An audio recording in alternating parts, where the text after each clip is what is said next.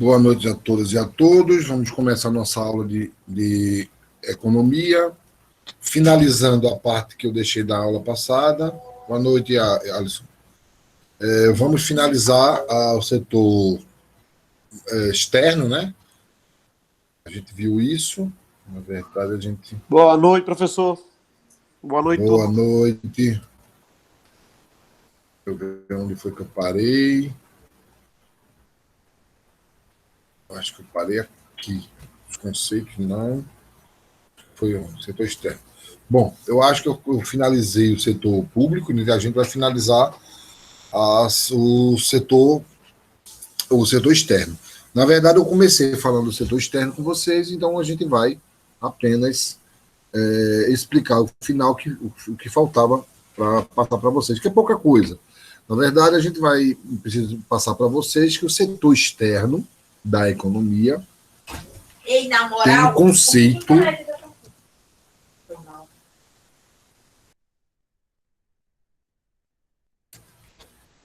Tem um conceito básico que o setor externo da economia trata-se da relação comercial bilateral entre países, né? A ideia do setor externo é que toda negociação comercial ela é bilateral. Então, você sempre faz essas negociações par a par.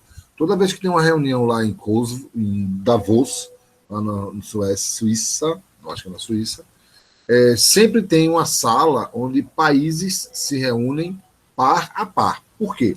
Porque a pauta de exportações sempre é relacionada à relação bilateral. Então, você vai fechar sempre a negociação, uma pauta de exportações sempre com as especificidades entre esses países. Para o caso do Brasil, o Brasil tem como os dois maiores parceiros comerciais, primeiro os Estados Unidos, e o segundo a China, em relação ao que o Brasil exporta para lá. Só que na relação de quem importa da gente, quem a gente importa, o nosso maior parceiro comercial seria a China, que, aliás, seria os Estados Unidos, porque a gente compra mais do que vende nos Estados Unidos. Então, o saldo dessa negociação, dessa relação bilateral, ela é positiva para os Estados Unidos e negativa para o Brasil. Já na China, a relação ela é positiva para o Brasil e negativa para a China. Por um motivo óbvio. A China é o maior país que consome, o país que mais consome no mundo, e eles produzem muito pouco, eles produzem mais tecnologia e serviço. E ele precisa de matéria-prima, ele precisa de alguns alimentos, e eles importam tudo isso, tá? Dito isso, a gente hoje vai ver também um pouco das relações que existem entre por que países importam e por que países exportam. Em 1917, um economista chamado Davi Ricardo era um aluno de Adam Smith da época, um genial aluno. Ele criou uma teoria na época que ele disse que alguns países eles precisam investir na cultura ou no processo produtivo ao qual ele já possui know-how. E essa condição de país que tem know-how de algum produto, de algum serviço, de algum tipo de processo produtivo, para Ricardo, beneficiaria ainda mais quando esse país ele consegue focar as suas forças nesse processo. Aí ele deu um nome, logo depois, de teoria das vantagens comparativas. O que é uma teoria da vantagem comparativa? Ele diz que um país deve se especializar na produção daquela mercadoria que ele já é relativamente eficiente. Então, é como se você dissesse assim, para que um país tentar produzir um produto que ele importa, ele querer produzir para deixar de importar, que ele não tem vantagem comparativa aí, ou seja, ele é novato no processo. O que vai acontecer em tudo isso? Vai acontecer que esse país ele vai perder o foco da produção. Ele vai tentar entrar no mercado que ele não tem know-how, ele vai entrar dentro de uma comercialização que ele não tem a expertise. Daí, o país vai abrir mão, segundo o Ricardo, daquilo que ele já levava vantagem comparativa. A obra que existe na literatura dá o exemplo de dois países, como Portugal e Inglaterra. No caso do exemplo da literatura, fala muito sobre Portugal, um grande produtor de vinho, e a Inglaterra, um grande produtor de tecido. E aí, na simulação, ele demonstra que ele faz com que a Inglaterra passe também a querer produzir vinho, bem como Portugal, que também queira enveredar pelo campo dos tecidos. E aí ele faz a comparação. O que vai acontecer com Portugal, o que vai acontecer com a Inglaterra? Primeiro, em Portugal, que é um grande produtor de vinho, ele passando então a produzir tecido, ele não tem, por exemplo, conhecimento, ele não tem grandes fábricas, ele não tem um processo produtivo bem definido, ele teria que importar esse processo produtivo, ele teria que treinar a mão de obra, que não tem mão de obra capacitada, ele teria que fazer um grande investimento para poder aprender essa nova cultura. Além do mais, quando ele assim terminasse de produzir o primeiro lote, ele iria vender a quem? Qual era o conhecimento, qual era o know-how que ele tinha dentro do mercado internacional dos tecidos portugueses. Mas sabendo que... E aí ele vai mais além. Ele condiciona que boa parte da mão de obra que estava na produção de vinhos estaria migrando para a produção de tecidos, aí deixando a produção de vinho subaquecida ou mal protegida, mal municiada de mão de obra especializada. Daí o país tenderia a perder no seu comércio exterior. A mesma coisa aconteceria com a Inglaterra, como no caso a Inglaterra querendo produzir vinhos. É isso que ele chama da vantagem comparativa. Qual o grande problema dessa teoria? É que, primeiro, que é uma teoria antiga, e a teoria ela evolui na medida que os países eles vão modernizando seus processos produtivos, processos industriais, e com a globalização que a gente viu no slide passado. Na medida que você globaliza, você tem uma grande vantagem, porque está tudo disponível dentro da condição do mercado internacional. Hoje em dia não é mais, tá? Ok? Isso eu falei na aula passada sobre a relação do câmbio. Hoje, inclusive, está diferente, né?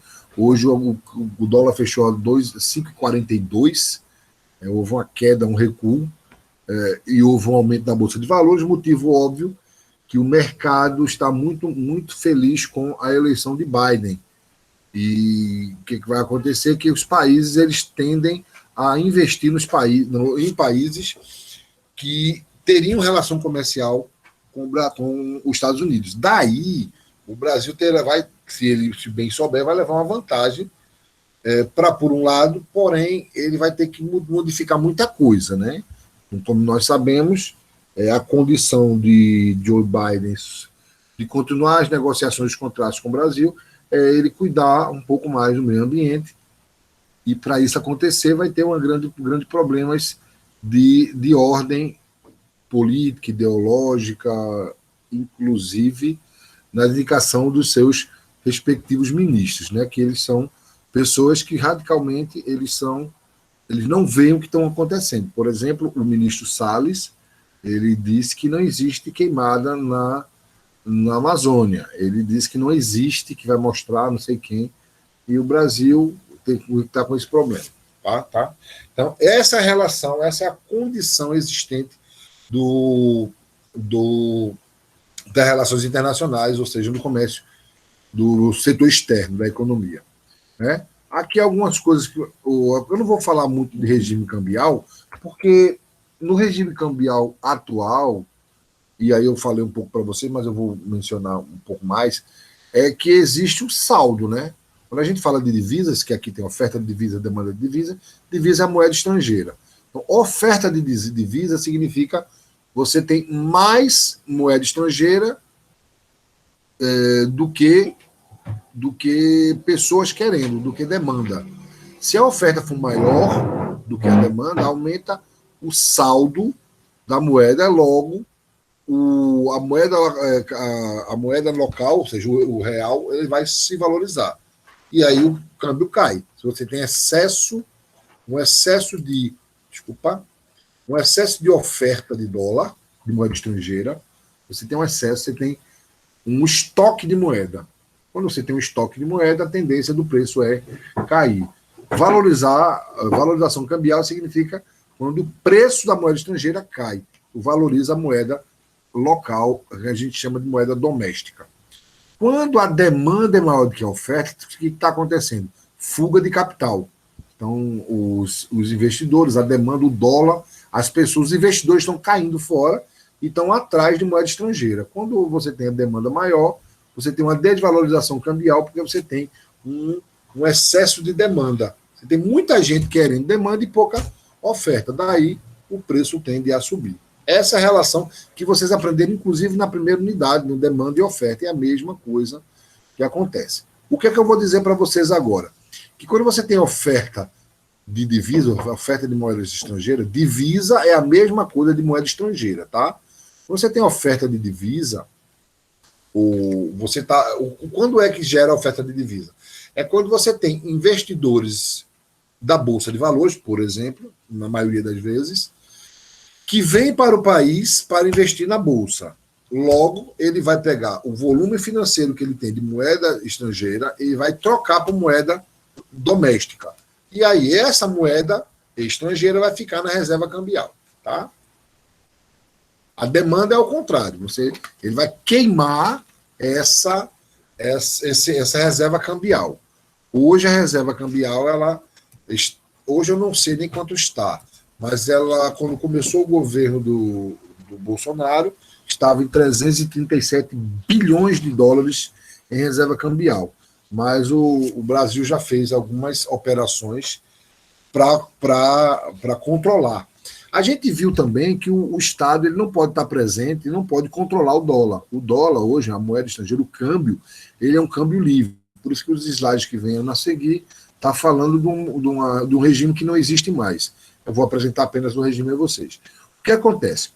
Como o câmbio é livre, como a negociação de moeda estrangeira é livre, o Estado ele não intervém. Isso aí é uma política liberalista, é um perfil liberal com o qual o Estado ele não participa das atividades econômicas. Só que o Estado ele sempre esteve presente na atividade econômica, quando isso vai lesar o país ou os seus cidadãos. E o que acontece? Quando você tem o dólar muito alto, quando estava escapando, já chegou a quase R$6, o que o governo faz? Quando você tem excesso de demanda, ou seja, escassez de oferta de moeda, o governo vem externamente e oferta dólar. Ele retira da reserva cambial e transforma ele em papéis chamados swap. E ele oferta, ele faz um leilão e diz assim, como se você... Imagina uma pessoa no mercado comprando e vendendo dólar.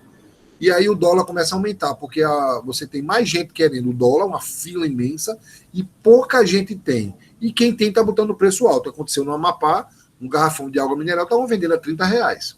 Uma garrafa de 1,5 litro de água mineral estavam vendendo a R$10, quando no certo aqui não chega a R$3. Porque eles estavam com excesso de demanda, ou seja, a escassez de oferta. Se você tem excesso de demanda pela moeda estrangeira, ou seja, muita gente querendo dólar para poder ir embora do país, escapar, fuga de capitais, o que o governo pode fazer e faz? Ele pega lá na sua reserva cambial, ele pega lá um valor, um volume financeiro, vamos lá, pega 50 milhões, pega 100 milhões de dólares e bota para vender.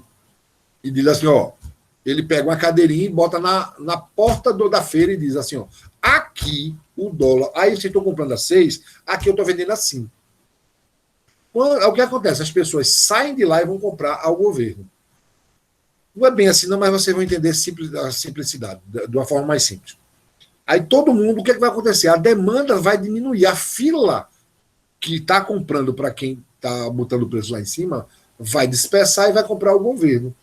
E aí eles não vão querer o prejuízo e vão tender a abaixar o preço. É assim que funciona. Conseguiram entender isso, esse exemplozinho? Vocês entenderam o exemplo? Ok, vamos seguir. Então, aqui, eu não vou falar sobre os regimes cambiais que existiam, porque antigamente era assim que funcionava. Você tinha um câmbio fixo, e depois passou para um câmbio flutuante. O que seria hoje? O que seria um câmbio flutuante? É quando o governo, antigamente, ele estabelecia um mínimo e um máximo, e poderia se transitar nesse meio. Hoje o câmbio é livre, até botei aqui, o governo não mais tem o controle, apenas pode fazer intervenções para reduzir a taxa, usando para isso leilão de papéis, ou seja, os swaps. E aqui é aquele mesmo exemplo que eu dei para vocês entenderem, que é o efeito desse câmbio na economia brasileira, nas exportações. Por exemplo, se você, que eu disse na aula passada, se você tem um dólar muito alto, o que quer dizer isso? É que todos os produtos, eles são dolarizados. Vamos supor que o dólar custe R$6. Um dólar custe R$6. Se você tem um produto que custa R$6 aqui no Brasil, se for vender fora do país, ele vai custar $1. Para o mercado, $1 é barato por aquele produto. O que vai acontecer? Quando o preço é baixo do produto de qualidade, a demanda tende a aumentar. Para o vendedor, para o exportador brasileiro, é muito bom isso, porque quanto mais barato esse produto for no mercado internacional, melhor para ele, porque ele vai vender mais. Então, para o exportador, o preço mais alto é melhor. Por outro lado, a maioria dos produtos que são produzidos no país, que também são exportados, eles têm uma boa parte, às vezes uma boa parte, do seu processo produtivo, da sua matéria-prima, enfim, de algum modo, de alguma forma, produtos também dolarizados. O que quer dizer isso? Se o dólar aumenta, o custo de produção desse produto também vai aumentar, logo ele vai repassar para o preço. Então, o dólar R$6, ele pode até baratear o preço, porém, quando ele vai comprar o produto que ele precisa a R$6, ele vai pagar R$6 e ele vai querer repassar essa diferença que tinha antes para o preço. Então, o produto não vai mais custar R$6, e sim, sei lá, R$6,20, R$6,30, porque ele teve que repassar para o preço. Então, é isso que vai acontecer, certo? Qual é o melhor? É o dólar alto ou o dólar baixo? Não tem isso de dólar alto, dólar baixo. O grande problema é qual é o foco do governo. O governo é investir nas exportações. Um dólar alto, gente, o que está acontecendo atualmente? Quem é que vai querer vender arroz no mercado interno, sabendo que estão pagando muito mais no mercado externo? O que sobra, ele bota para o mercado interno. Como o produto do mercado interno, ele vai sofrer uma escassez de oferta, o preço vai aumentar. Aí você tem como exemplo a carne bovina, a carne de frango, você tem o arroz, você tem o óleo de soja, porque a soja está todinha sendo exportada. Você tem uma série de produtos que, por conta do dólar alto, os empresários passaram a focar primeiro no mercado externo e esquecer do mercado interno. Ao contrário, também vai valer, porque quando o dólar baixa para R$5, olha só, o produto que custava R$6, ele vai valer mais do que $1. Logo, ele vai sofrer um aumento do preço. Com o dólar baixo, o produto lá no resto do mundo vai custar um pouco mais caro. O que acontece quando o preço aumenta, a demanda cai. Então, não é importante, não é interessante para o agente exportador. Por outro lado, aquele empresário que deve... vai depender do lado que esteja. É certo, Bruno. Exatamente o que eu vou falar agora. Se você for um empresário importador, ou se no seu processo produtivo você precisar de produtos importados, com dólar baixo, é claro que você vai ter um menor custo de produção. Se você repassa esse desconto para o preço, você vai levar vantagem, porque na medida que você baixa o preço, o produto vende mais. Acho que... Aqui eu vou mostrando algumas relações, né? Por exemplo, a taxa de câmbio real, a taxa de câmbio de nominal. Essa é uma relação que vai depender muito do mercado e da taxa de juros. Eu não vou explorar muito isso, mas vou deixar para vocês estudarem. Agora, o que vai interessar são as políticas que existem dentro do mercado. Por exemplo, política cambial. Tirando esses regimes, né, qual é a política cambial do país? Apenas controlar o fluxo de moeda estrangeira e manter uma reserva cambial.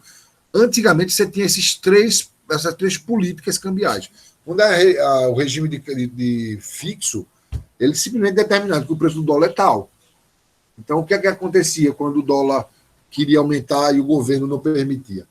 Ele faltava o produto e faltava até a moeda estrangeira. Quando passou-se, então, para o segundo momento, com a taxa flutuante, quer dizer, ele dizia assim, pode ser, hoje pode aumentar, mas depois volta para o valor inicial. Então, você, ao longo do dia, ele flutuava, ele aumentava, diminuía, aumentava, diminuía. Evoluindo ainda mais, ele criou as bandas cambiais, o que quer dizer, você estabelecia um valor máximo e um valor mínimo e oscilava ali naquele meio. Só que percebeu-se no final da década de 90, de 80 para o começo da década de 90, na verdade, no meio da década de 90 para o início dos anos 2000, percebeu-se que não adiantava você controlar, por mais que você aumentasse essa diferença entre o máximo e o mínimo. Porque o câmbio, a tendência natural era que o volume ele dependia muito da negociação no mercado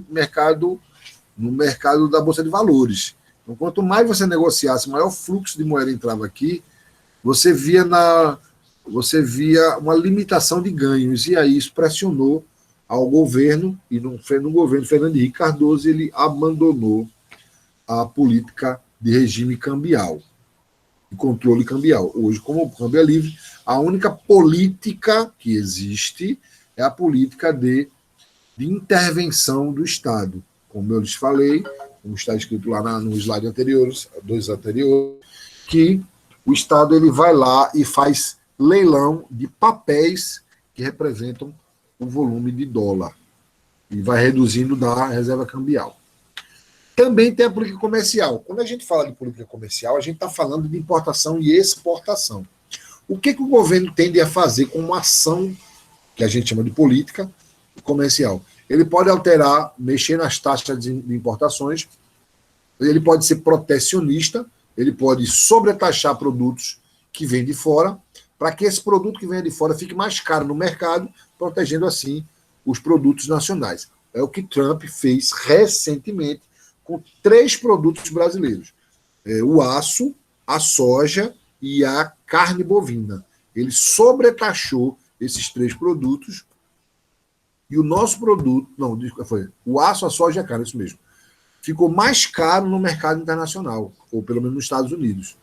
O que aconteceu? Eles lá, o Donald Trump, ele protegeu o mercado interno, fazendo com que os produtos que vêm de fora, como o produto brasileiro, ficasse mais caro do que o produto nacional. Logo, o americano comprava o produto nacional. Isso é uma forma protecionista. Por outro lado, o governo pode também reduzir alguns impostos para que esse produto chegue mais barato por necessidade. Quer ver um exemplo? O Brasil, por conta dessa alta do arroz, zerou os impostos sobre o arroz ou sobre alguns produtos que o Brasil estava precisando, para que esse produto viesse mais barato para um comércio. Tá? Dentro da comercialização entre países, a negociação que foi dito também, que o Brasil importa determinados produtos que ele produz aqui, que é o caso da Argentina, que eu falei. A Argentina ela importa muito automóvel da gente. O México também importa alguns automóveis daqui do Brasil. Mas vamos lá, a Argentina importa automóveis. Para isso, ele falou, então compra a minha soja, mas eu tenho soja, mas é uma relação, uma negociação, uma parceria. Então, o Brasil compra uma parte da soja da Argentina, produtos brasileiros, e a relação saldo é muito mais positiva para o Brasil do que para a Argentina. E aqui você tem alguns exemplos. Ó. Substituição de importações, o imposto sobre as importações é maior, então o que acontece é que o Brasil passa a tornar mais caro o produto lá para tentar produzir aqui. A abertura comercial ou a liberalização dessas importações são os impostos maiores ou menores dos produtos. Também você tem, como eu falei agora há pouco, são os entraves burocráticos ou barreiras qualitativas. Barreira qualitativa, o Brasil também sofreu recentemente uma sanção junto a alguns países da Europa,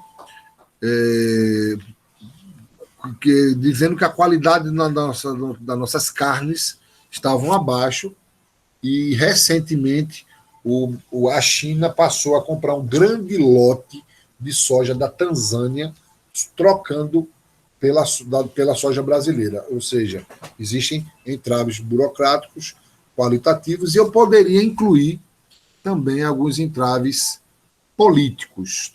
Infelizmente, atualmente a gente tem isso aí. Ok? Então, o que a gente viu hoje, a partir de agora? A gente finalizou o setor externo. Eu vou perguntar se vocês têm alguma dúvida, porque eu vou entrar em outro assunto, que eu vou começar em outro assunto hoje com vocês. Enquanto isso, vocês estão com alguma dúvida? Alguma pergunta a ser feita? Sobre o setor externo? Diga. Eu queria fazer uma pergunta sobre esse falou de exportação. Assim, que você explicasse para eu entender melhor, né? O que fica essa situação do Brasil exportar um produto ou alguma coisa para fora e aquele outro país lá fora vender bem mais barato do que aqui no Brasil o produto? Acontece isso aonde? Eu vi faz um tempo já que eu vi no canal, você falou aí sobre veículos, e o Brasil exportava. Sim, entendi. Agora Argentina, entendi. E lá ele revendia bem mais barato do que aqui. Inclusive, menos da metade do que aqui no Brasil o veículo custava lá. Exatamente. Eu sei que isso aconteceu, foi até uma matéria de jornal aí, bem para todo mundo ver. O que acontece é o seguinte: o Brasil, a Argentina, quando compra o carro das montadoras, ele compra o lote fechado. Ele dá as diretrizes do carro. Eu quero que o carro seja assim, assim, assim, assim, assim. Ele determina como é que o carro quer. E ele só quer comprar por este determinado valor. E o Brasil vende. O carro, para você ter ideia, o carro popular deles é melhor do que o carro popular da gente. São exigências do que nós não fazemos. O mercado brasileiro não faz exigência. O carro que é produzido aqui no Brasil para o mercado interno, de acordo com a matéria, eu me lembro muito bem desse comentário, nenhum país do mundo quer, a não ser países subdesenvolvidos. Os países subdesenvolvidos aceitam qualquer coisa. Os nossos carros são carroças, como já dizia Fernando Collor de Mello. Mesmo um carro tecnológico. Foi uma briga exigir que, como é que é o nome? O airbag venha de série. Foi uma briga botar de série. Foi uma briga colocar ar-condicionado como de série. E os outros carros vão completos e vão baratos. Então, isso tem a ver com a política interna, porque é o seguinte: quando o Brasil compra uma montadora, a Argentina compra um carro aqui, na montadora daqui, a montadora não é brasileira. Então, a negociação vem de fora. Então, a gente só faz repassar, transferir o carro, monta aqui o carro. É como se você fizesse assim: vamos agora fechar a nossa fábrica, porque a gente só vai produzir carro para a Argentina. E aí faz uma fábrica só para a Argentina. Nenhum carro daquele lote vai ser negociado no mercado interno. É mais ou menos isso. Entendeu, Alisson? Ô, professor. Entendi, professor. Professor? Oi. Inclusive, assim, também a questão de ser mais barato também deve levar em consideração a questão dos impostos, né? Porque o Brasil, a carga tributária é tremenda. Então, assim, acaba ficando mais caro o nosso carro popular. E lá, eu acredito que a taxa de juros seja menor. Ele já compra um lote fechado, como o senhor mesmo falou. Então, ele consegue enxugar mais o preço e vender mais barato. Eu acho que vai por aí também, né? Eu não sou especialista em comércio exterior, mas o pouco que eu sei, eu vou dizer que você está muito certo. Boa parte do que você disse aí está certo. Tem a ver com a negociação de imposto da carga tributária, sim. Tem a ver com essa produção exclusiva, sim. Mas, assim, o que a gente pode afirmar é que existem esses entraves e esse protecionismo entre países. É o que é mais importante ficar, o que deve ficar claro para vocês entenderem é exatamente esse protecionismo que os países fazem um com o outro. Diga, Urias. Ô, professor, eu vi também uma reportagem uma certa vez que falava que a área automotiva, né, brasileira, eles faziam muito teste, valores de carro. Não existe uma tabela, uma forma de colocar um valor acessível, não. O que eles fazem? Eles colocam um valor, joga, se aquele carro for vendido, aquele valor cola. E ficam usando esse valor lá em cima e fica jogando, dizendo que é a carga tributária que é pesada e assim vai. Então, veja só. Fale. Pode falar, professor. Veja só, eu concordo também com você agora. Eu vou falar uma coisa que me veio à mente. É que, não sei se vocês sabem, o deficiente físico, o deficiente, de um modo geral, eles têm um abatimento considerável nos impostos, quando vão adquirir um carro direto da fábrica. Verdade, eu sei disso. Eu me lembro que um amigo meu, uma pessoa muito próxima, um professor da Facol, que não trabalha mais na Facol, fui com ele buscar o carro. Eu morava na Caxangá, eu morava perto da Caxangá, e ele morava na Caxangá, ainda mora. E aí eu vim de carro com ele até Caxangá e ele foi na concessionária. Eu me lembro muito bem, o carro não é popular, não era um carro popular, estava custando isso na década, acho que 2005, 2006, por aí, 7 no máximo. Eu não me lembro muito bem, não. Sei que foi bastante tempo, eu acho que antes de 2010. O carro custava 38 mil reais. Era um carro caro. Eu digo para você que um carro popular gerava em torno de 19 mil reais zero. Então, se o carro era 19 mil, esse carro que ele estava comprando estava por pelo dobro, 38 mil, 39 mil, uma coisa assim. E quando ele comprou e apresentou toda a documentação de que ele era deficiente, aquela coisa, não precisa nem mostrar a comprovação que a deficiência dele era muito clara. O carro saiu para ele por 18 mil reais, mais barato do que um carro popular.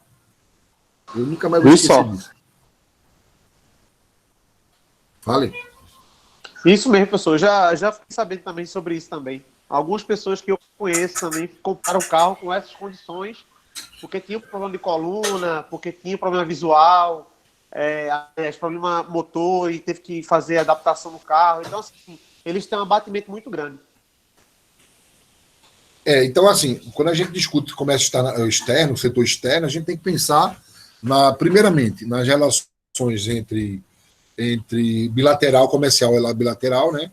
Entender que existe uma relação bilateral, entender também a teoria da vantagem comparativa. Porque, por exemplo, o Brasil é o maior produtor de soja do mundo. O Brasil produz soja mais do que todo mundo. Especula-se que este ano, a safra de 2020, ela vai aumentar ainda, se eu não me engano, 7% a 12%. O Globo Rural que eu assisti no mês passado, e pretende-se isso, porque as condições foram muito boas também. Então, vai aumentar 12% de produção de soja, produção física, volume de produção. E nossa soja tem um custo de produção muito alto. Por quê? A produção ela é transportada via transporte terrestre e representa em torno de 40% a 45% do preço do produto. Nos Estados Unidos, eu vou dar um pouquinho de aula de logística para vocês, eles usam outros modais. Quando eu falo modal, é modos de transporte, modal. O modal que nós usamos no Brasil é um modal terrestre. O modal que os Estados Unidos usam é um mix de fluviário ou hidroviário. O que é o hidroviário? Eles fazem através de balsas ao longo dos rios. Essa é uma. Eles também fazem transporte por duto, ou seja, modal dutoviário. Acredite, existem fazendas que eles bancaram a instalação de dutos que vão da fazenda até o porto. Dutos subterrâneos que transportam por sucção. E o mais tradicional americano, o transporte americano, é o modal ferroviário, que tem um custo de 0,6%, 6% do custo do transporte.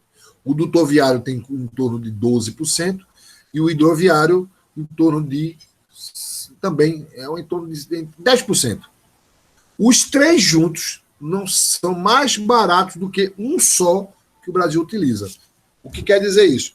O Brasil ele é ineficiente, porém a qualidade e o volume que nós produzimos é tamanho que nós nos tornamos eficientes em relação ao mundo. Se o Brasil usasse outros modais, a nossa soja, além de mais volume, ter mais volume, ainda teríamos maior ganho, porque sairia barato e a gente continuaria vendendo pelo mesmo preço. Para vocês tirarem aprenderem mais uma coisa, é que o Brasil ele ganha muito com produtos commodities. O que são commodities?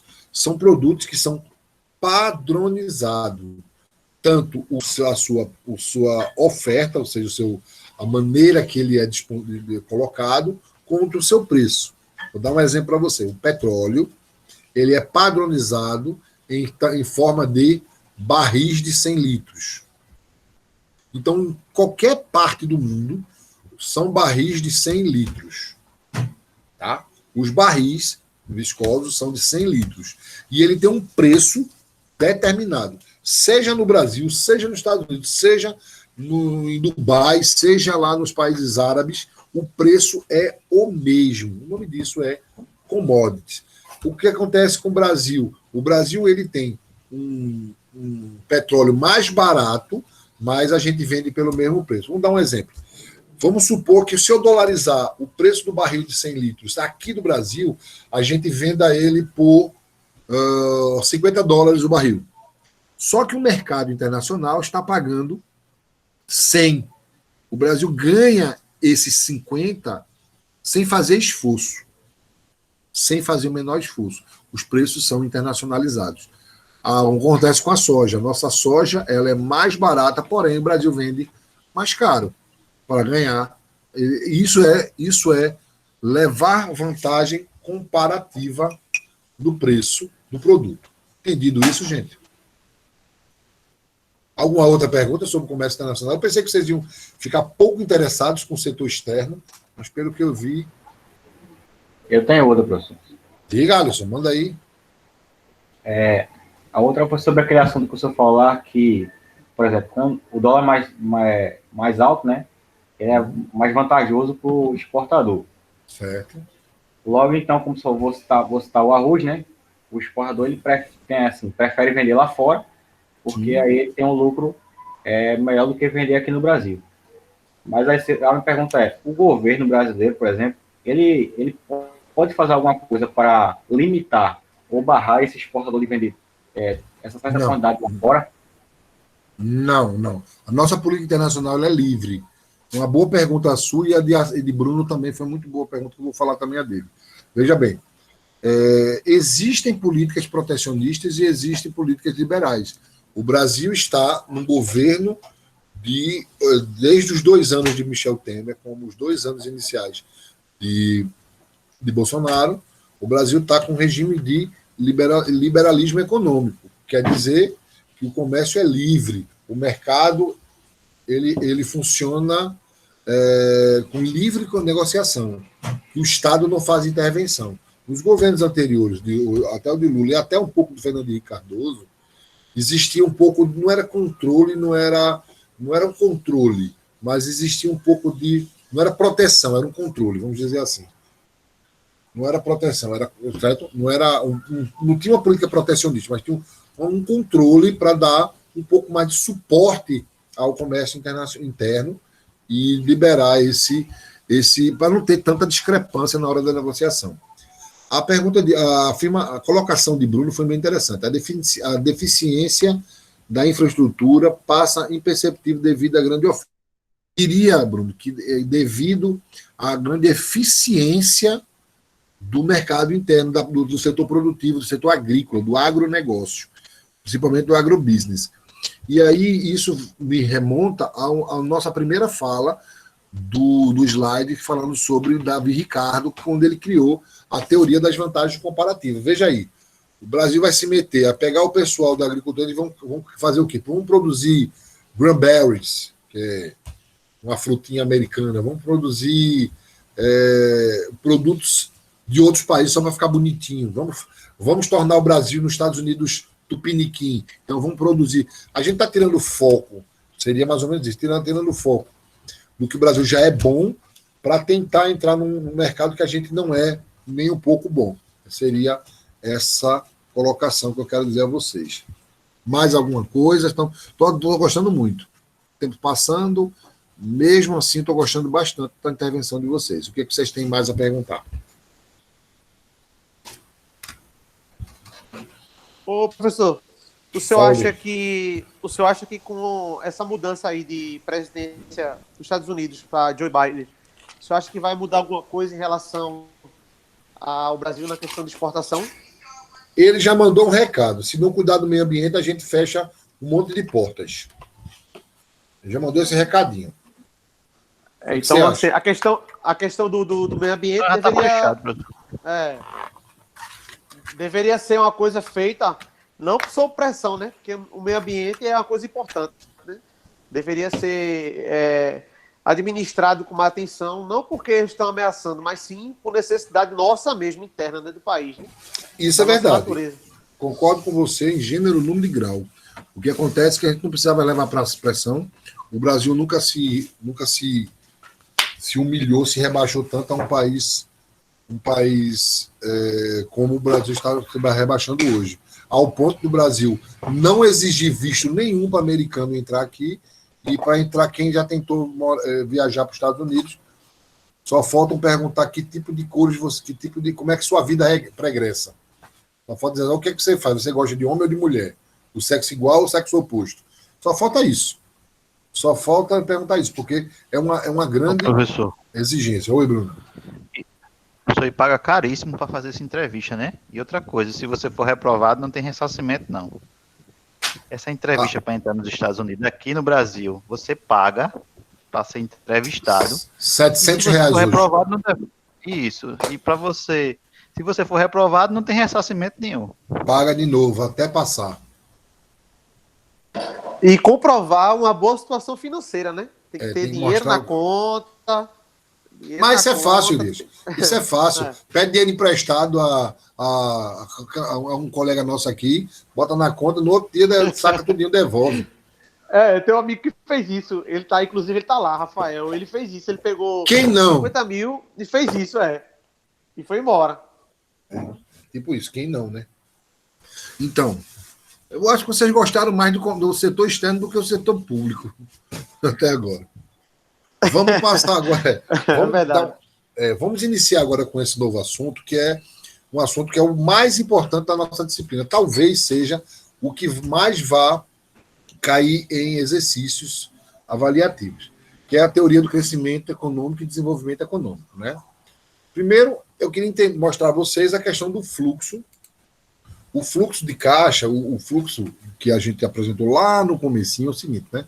Vocês lembram que você tem as empresas, que são as indústrias, todas as empresas juntas, você tem as famílias, que são os consumidores, e você tem um fluxo entre eles e que cada um tem um nome, né? No fluxo A, por exemplo, você tem as famílias que oferecem mão de obra para as empresas. Então, é de família para empresa. O A, eu estou oferecendo, as famílias oferecem mão de obra. Olha, eu estou aqui para trabalhar. Hoje nós temos 14 milhões e meio de oferta de mão de obra, mais cerca de 6 milhões de desalentados. São aqueles que desistiram até de procurar emprego. Quando as famílias oferecem isso, as empresas oferecem por outro lado, paga um salário para aqueles que ele contrata. Esse é um fluxo natural. Aqui se gera a renda. A renda nacional de um país se dá com esse fluxo aqui. Então, se houver desemprego, isso é um sinal de que a renda nacional cairá. O que quer dizer isso para vocês? Não sei se vocês viram ontem um relatório da OEA, Organização dos Estados Americanos, juntamente, eu não me lembro qual foi o órgão, foi a OMC, acredito eu que tenha sido a OMC. Eles falaram que hoje o Brasil é a nona economia do mundo, né? Com cerca de 1,8 trilhões de dólares. Está em trilhões, 1,8. No relatório deles, não tem nenhuma intervenção brasileira, não tem para dizer, são as esquerdas, enfim.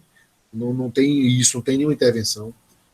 O relatório está colocando o Brasil em 12º, com 1,4 trilhões, ou seja, uma perda de 400 bilhões de dólares do nosso PIB.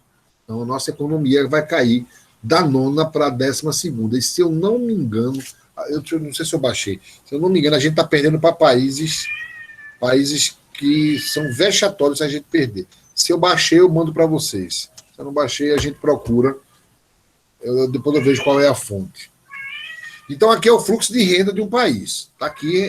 Deixa eu ver se eu capturei essa tela. Eu não baixei. Tá, então, não baixei. Mas eu sei onde achar. Aqui é o fluxo, que eu digo a você, fluxo de renda de um país. Né? Aqui em cima é o fluxo produção. Ou seja, é o que é a capacidade produtiva do país. Quando é que se dá? Quando as empresas oferecem às famílias produtos, né? Bens ou serviços. As famílias, em contrapartida, elas consomem esse produto, né? Elas pagam por ela, ou seja, esse consumo aqui é o que dá gás para as empresas produzirem. Por outro lado, essas famílias só podem comprar se houver renda. Então, observe que estou interligado. A partir do momento, eu vou fazer uma condição para vocês entenderem. Com o desemprego, você tem menos renda no país circulando. Com a menor quantidade de renda, você tem menor consumo.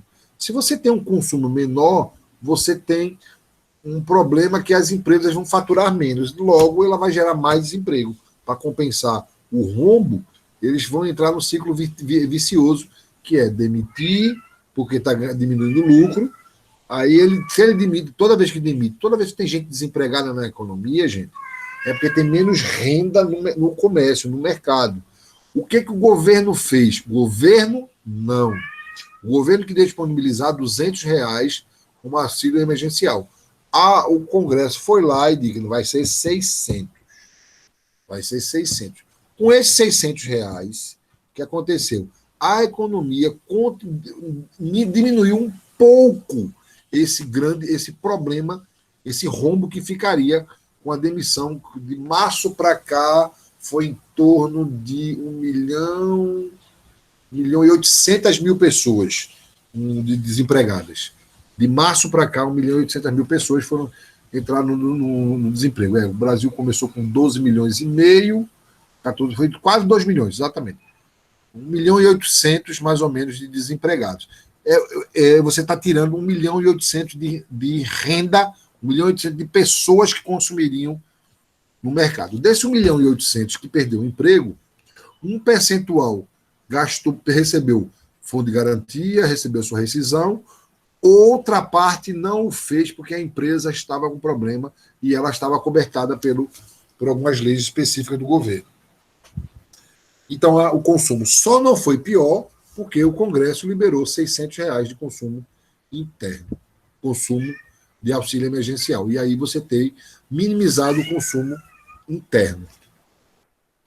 Lembrando mais uma vez que o formato do PIB está aqui, o consumo, mais o investimento das empresas, o consumo das famílias, o investimento da empresa, o saldo do governo, ou seja, deve ser o superávit, mais o saldo da balança comercial. Isso compõe o nosso PIB. Dito isso, vamos discutir o que é crescimento e desenvolvimento econômico. O que é crescimento e desenvolvimento econômico? Deixa eu só ajustar um negócio aqui. Eu tronchinho aqui. Pronto, ajeitei. Crescimento e desenvolvimento econômico. Primeiro, vamos entender qual é a diferença entre crescimento e desenvolvimento. Basicamente, crescimento econômico é o crescimento da renda nacional, ou seja, o crescimento do PIB. Quando se falar em crescimento econômico, eu estou falando a vocês que é o crescimento do PIB. Quando você vê na televisão o famigerado Jornal da Globo ou qualquer outro jornal, meio que vocês utilizem, vocês lembrem isso. Está discutindo o crescimento econômico, é o aumento do PIB. Para falar aumento do PIB, tem que lembrar dessas variáveis aqui. Tá certo? Ficou claro isso? Desmistificado? Já o desenvolvimento econômico tem a ver com a melhoria dos indicadores sociais, como o Gini, como a renda per capita, como, por exemplo, meio ambiente, como relação de moradia, como taxa de desemprego, como grau de pobreza, como é o nome daquele índice? Tem o Gini e tem um outro índice que diz que fala sobre pobreza no país. Isso é desenvolvimento econômico, que ele não vai discutir a parte monetária, a parte produtiva, e sim em qualidade de vida. Por exemplo, vamos entender o processo. Um país, eles... Professor, poderíamos dizer que o crescimento ele é a curto prazo e o desenvolvimento é a longo prazo? Não. Mas se você comparar, botar o desenvolvimento como longo prazo, ele é de longuíssimo prazo. Desenvolvimento econômico é de longuíssimo prazo. O crescimento econômico, se você chamar um ano de curto prazo, então você pode considerar. Crescimento econômico, ele é anual. É o valor do PIB em relação ao ano anterior. Deu para tirar sua dúvida? Sim, entendi. Se você argumentar dessa forma, Bruno, se você falar assim, considerando que o crescimento econômico se mede anualmente e o desenvolvimento é de longuíssimo prazo, eu posso, de uma forma moderada, afirmar que desenvolvimento é longo prazo e crescimento é de curto prazo. Nessas condições. Deve-se sempre se explicar. Sim. Entendi. Crescimento econômico, então, observe, quando há crescimento econômico, quando o país ele atinge o estágio de crescimento econômico, é um país que saiu de uma situação de estagnação econômica. Você tem desemprego, uma Venezuela da vida que está com inflação super alta, porque o consumo está alto, o desemprego está alto também, ou seja, está descontrolado o processo econômico de lá, vai ser controlado agora por esses anos. O ano 2020, ele foi ruim para todo mundo, e para quem já estava ruim, ele ficou péssimo. É um país que já estava capenga das pernas, uma pandemia dessa, a tendência era piorar. E não é um caso particular da Venezuela, é um caso de vários países da Europa. IDH, Bruno, bem lembrado. Estava falando também dos países como país até como o Chile. Está aí o Chile, o Peru. O Peru acabou de fazer um impeachment de um presidente. Então, tá ruim a Argentina também, professor? Também. Só que a Argentina recebeu um presente de grego de Macri, né? Um país totalmente, totalmente descontrolado, e é muito fácil congelar assim, as coisas. Né? Pois é. E quando você congela alguma coisa, quando você congela um preço, a tendência natural, e aí é bom explicar a vocês, é que quem está vendendo e não pode nem enriquecer com aquilo, ele vai dizer assim, então eu vou guardar e esconder isso no meu armário. Eu vou dizer que não tenho. E quando aumentar, eu vendo. Porque é isso que acontece, vai ter uma pressão sobre o preço. Então, quando você congela, vai ter uma pressão do curto prazo. No curto prazo vai ter uma pressão. Tipo, vamos tabelar agora que o quilo de carne agora é R$10. Quem vai pagar? Quem gostaria de pagar no quilo de picanha argentina? Todo mundo. Só que a picanha argentina é R$100, vamos supor. Então, enquanto ela não vai passar para R$100, todo mundo, ninguém vai matar boi para poder gerar picanha argentina. E aí vai ter escassez de oferta e o preço vai aumentar até chegar aos 100. Quando chegar aos 100, ele disponibiliza. Foi isso que Macri fez quando ele congelou todos os preços e salários. Aí ele deixou uma pressão para o outro presidente que acabou de chegar e estão dizendo que todo bronco para cima dele e não é verdade. Então, observe, você tem um crescimento econômico, o país sai de uma estagnação e passa a fazer com algumas ações para que haja crescimento econômico. Lembre-se disso, um país ele tem que criar mecanismos para haver crescimento econômico. Lembrando que crescimento econômico é crescimento do PIB. Logo, as ações que esse país tem que fazer é em cima das variáveis do PIB. Então, o governo, e essas ações chamam-se políticas. Então, eu apresentei para você várias políticas fiscal, política de renda, política monetária, política cambial, política comercial. Apresentei. Então, quando o governo traça as estratégias, governo, gente, não Estado, o governo traça estratégias de crescimento econômico, ele está saindo de uma estagnação e fazendo com que essa curva suba. O que acontece? Essas políticas elas vão interceder ou sobre a renda, ou sobre a indústria, ou sobre ambos. Por tabela, ele vai interferir no saldo do governo, sobrando dinheiro do governo para investir no social. Por outro lado, você tem um setor totalmente desconectado e conectado, que é o setor externo, e aí você tem setores que alimentam o setor externo. Então, quando você tem políticas para crescimento econômico, você saiu de uma estagnação e começou a crescer economicamente. Se esse crescimento for um crescimento sustentável, o que quer dizer um crescimento sustentável?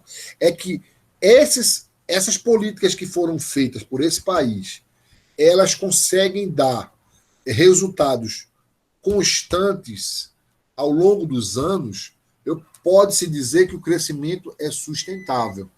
Ou seja, o país está crescendo constantemente, uma taxa mais baixa, uma taxa moderada, mas está crescendo constantemente e de forma sustentável. Ou seja, não é simplesmente uma ação esporádica, é uma ação que ela consegue uma constante. E aí a gente chama de crescimento sustentável. Quando esse crescimento é sustentável por um grande período, esse país pode, sim, investir no desenvolvimento econômico. Aí sim, é porque assim, a preocupação aqui, no primeiro momento, do crescimento econômico, é uma ação, juntar forças para fazer o país crescer. Quando esse país começa a crescer constantemente, sustentavelmente, é tipo assim, o país não se preocupa mais ou se preocupa menos com a política de crescimento do PIB.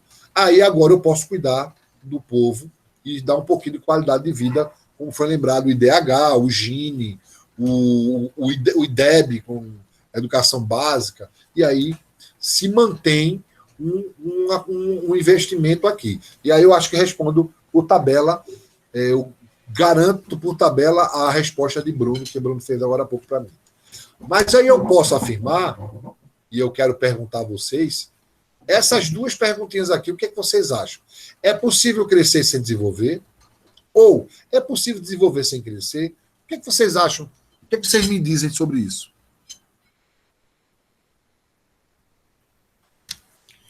O que é que vocês me dizem sobre isso, gente? É possível crescer sem desenvolver? É possível desenvolver sem crescer? O que é que vocês têm a dizer?